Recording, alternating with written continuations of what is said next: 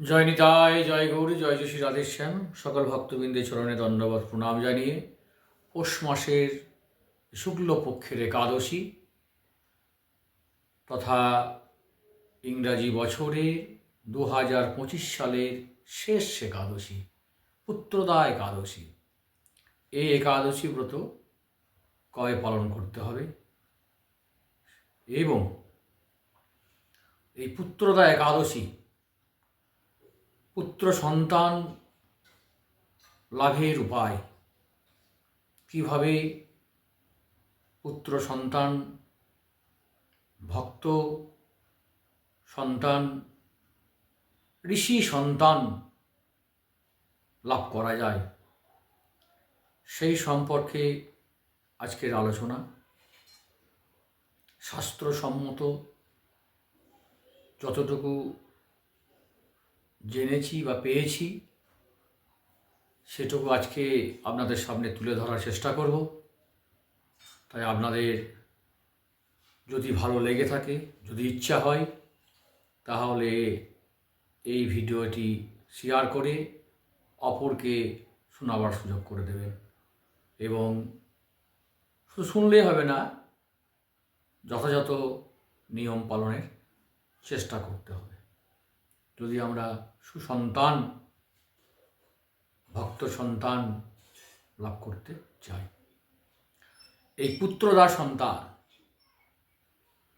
পুত্রদা একাদশী আগামী 31শে ডিসেম্বর বুধবার এই ব্রত পালন করতে হবে। প্রথমে পুত্র সন্তান সম্পর্কে কিছুটা আলোচনা করব, পরে এই একাদশীর মাহাত্ম্য সম্পর্কে আলোচনা করব। আমরা সন্তান লাভ করতে চাই, কিন্তু সাধারণভাবে আমরা কিন্তু শাস্ত্রসম্মত যে নিয়ম, সে নিয়ম আমরা খুব কম সংখ্যক মানুষই জানি। আর হয়তো যদিও একটু জানি, হয়তো আমরা সেটা কার্যকারিতা করি না।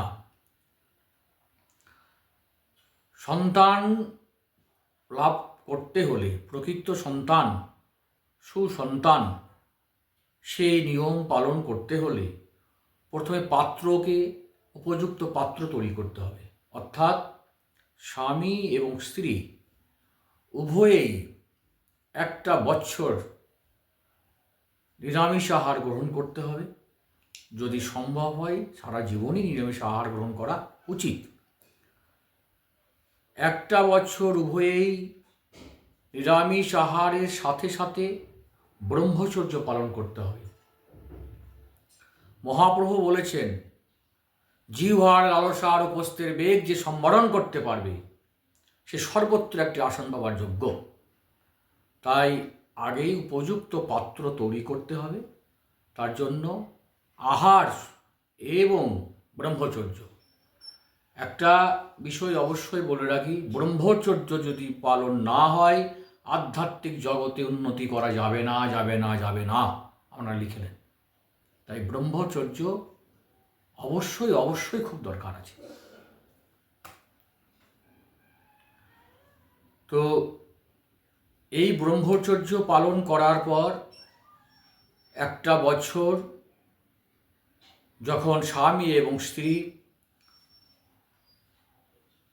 সহবাসে মিলিত হবে, এই বিষয়টি বেশিরভাগ ক্ষেত্রে মায়েদের যখন ঋতুচক্র হয়, সেই ঋতুচক্রের নিয়ম অনুযায়ী এটা মেনে চলতে হয়। বিশেষ করে সময় এবং দিন, 5ম দিন থেকে 16তম দিন পর্যন্ত এই যে কয়েকটা দিন, এই কয়েকটা দিনে কিন্তু গর্ভধারণ অবশ্যই সঠিক। ভগবান গীতাতে 14 অধ্যায়ে 2, 3, 4, 5 শ্লোকে বলেছেন, প্রকৃতি জানিবে মম গর্ভধান স্থান, তাহাতেই করি আমি গর্ভের বিধান, তাহাতে জন্মে এই বিশ্ব চরাচর, এ রহস্য নহে কহু অজ্ঞের গোচর, মনুষ্যাদি যত দেখো জীব সমুদয়, প্রকৃতি হইতে হয় সবার উদয়। আমি বীজ পর্দপীড়া জানিবে নিশ্চয়, তোমার ইহাতে যেন না হয় সংশয়। সত্য রজ আর তম এই গুণত্রয়, প্রকৃতি হইতে হয় যাদের উদয়। দেহিকে দেহেতে পার্থ বদ্ধ করি রয়, যদিও বিদিতি দেহি সদাই অব্যয়। তা এই গর্ভধান করতে গেলে বিশেষ করে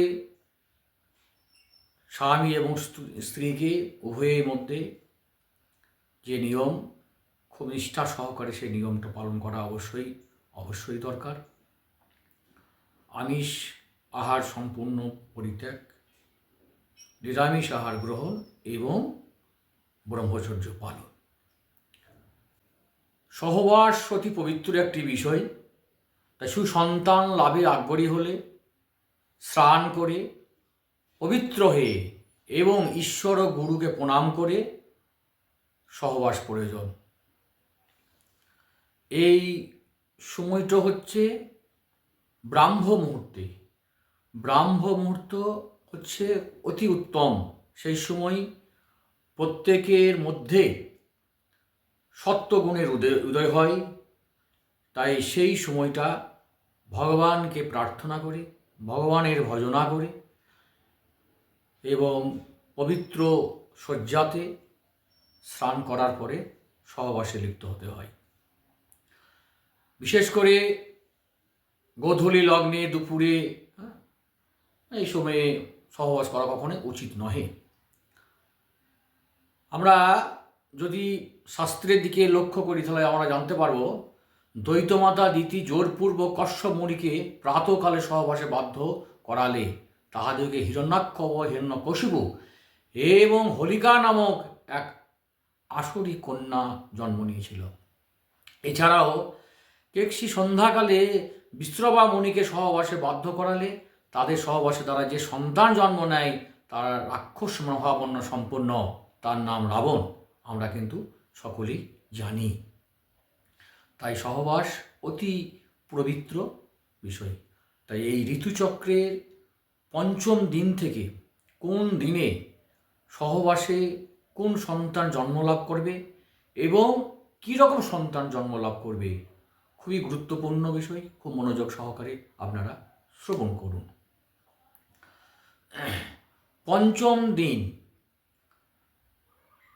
পঞ্চম দিনে অতি ভাগ্যবতী কন্যা, অর্থাৎ পঞ্চম দিনে কন্যা, ষষ্ঠম দিনে পুত্র, ষষ্ঠ দিনে ভাগ্যবান পুত্র, সপ্তমে ধর্মপরায়ণা কন্যা, অষ্টমে পরম ধার্মিক পুত্র, নবম কুলশ্রী বর্ধিনী কন্যা, দশম মহাসুখী পুত্র, একাদশ পরপুরুষগামিনী কন্যা, দ্বাদশ বিখ্যাত যশস্বী পুত্র, ত্রয়োদশ দিনে সকুল নাশিনী কন্যা, চতুর্দশ ভক্তিমান পুত্র, পঞ্চদশ সতী সাধ্বী কন্যা, ষষ্ঠ অর্থাৎ 16তম দিন সত্যবাদী বিদ্বান ও বিষ্ণুভক্ত পুত্র।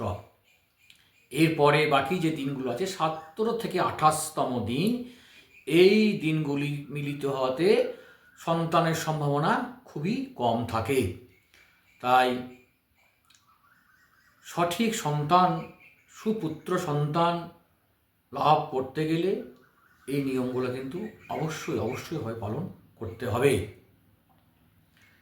যাই হোক, এরপর আমরা যে পুত্রদা একাদশী ব্রতের যে মাহাত্ম্য, সেই পুত্রদা একাদশী ব্রতের মাহাত্ম্যর কথা আপনারা শ্রবণ করুন সকলেই মনোযোগ সহকারে। এখন পুত্রদা একাদশী ব্রতের মাহাত্ম্য।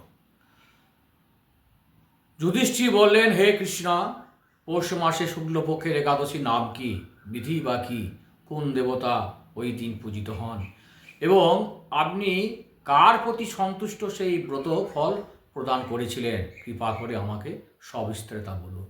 শ্রীকৃষ্ণ বললেন, হে রাজন, এই একাদশী পুত্রদা নামে প্রসিদ্ধ, সর্বপাপ বিনাশিনী ও কামদা। এই একাদশীর অধিষ্ঠাত্রী দেবতা হলেন সিদ্ধিদাতা নারায়ণ।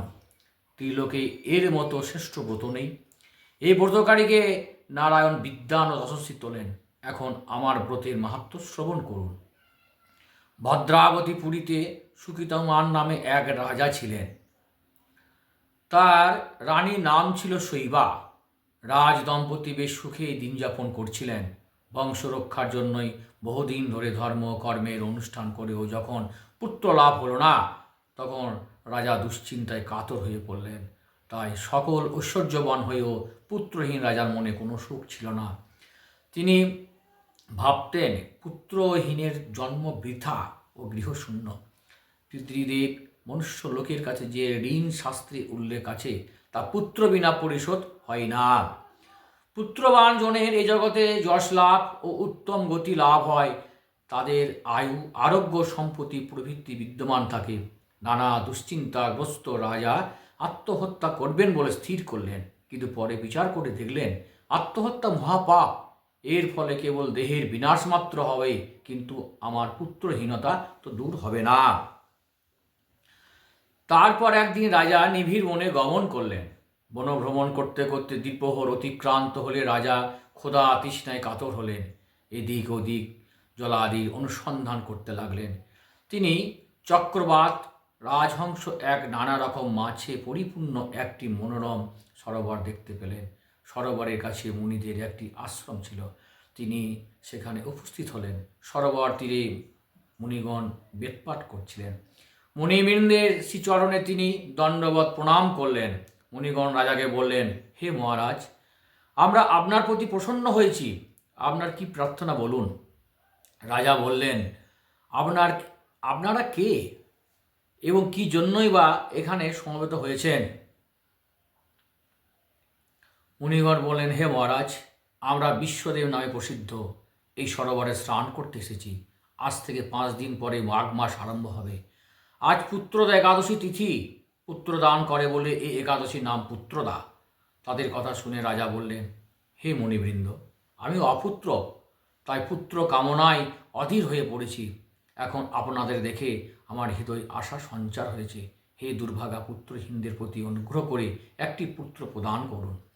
মুনিগণ বললেন, হে মহারাজ, আজ সেই পুত্রদা একাদশী তিথি, তাই আপনি এই একাদশী ব্রত পালন করুন। ভগবান শ্রীকেশবের অনুগ্রহে অবশ্যই আপনার পুত্র লাভ হবে। মুনিদের কথা শোনার পর যথাবিধানে রাজা কেবল ফলমূলাদি আহার করে সেই ব্রত অনুষ্ঠান করলেন। দ্বাদশী দিনে উপযুক্ত সময় শস্যাদি সহকারে পালন করলেন। মুনিদের প্রণাম নিবেদন করে নিজ গৃহে ফিরে এলেন। ব্রতর প্রভাবে রাজার যথাসময়ে একটি তেজস্বী পুত্র লাভ হলো। হে মহারাজ, এই ব্রত সকলেই পালন করা কর্তব্য। মানব কল্যাণ কামনায় আপনার কাছে আমি এই ব্রত কথা বর্ণনা করলাম। নিষ্ঠা সহকারে যারা এই পুত্রদা একাদশী ব্রত পালন করবে, তারা পুত নবম নরক থেকে পরিত্রাণ লাভ করবে। এই ব্রত কথা শ্রবণ কীর্তনে অগ্নিষ্টম যজ্ঞের ফল পাওয়া যায়। ব্রহ্মাণ্ড পুরাণে এই মাহাত্ম্য বর্ণনা করা হয়েছে। তাই যাদের পুত্র সন্তান নেই, তাদের উদ্দেশ্যে বলবো যে পুত নবম নরক থেকে যে উদ্ধার পেতে চান, তাহলে এই পুত্রদা একাদশী ব্রত পালন করুন। তারা সকলেই ব্রত পালন করবেন। আর পালন পরের দিন, অর্থাৎ 1 জানুয়ারি 2026 ইংরাজি বছরের প্রথম দিন, বৃহস্পতিবার, সকাল 6টা 23 হইতে 9টা 54-র মধ্যে সকলেই এই ব্রত নিষ্ঠা সহকারে পালন করুন। সকলেই খুব ভালো থাকুন। হরে কৃষ্ণ কৃষ্ণ কৃষ্ণ হরে হরে, হরে রাম রাম রাম হরে হরে, হরে কৃষ্ণ কৃষ্ণ কৃষ্ণ হরে হরে, রাম রাম হরে হরে কৃষ্ণ কৃষ্ণ কৃষ্ণ হরে হরে, হরে রাম রাম রাম হরে। নিতাই গৌর হরি বল, হরি বল, হরি বল।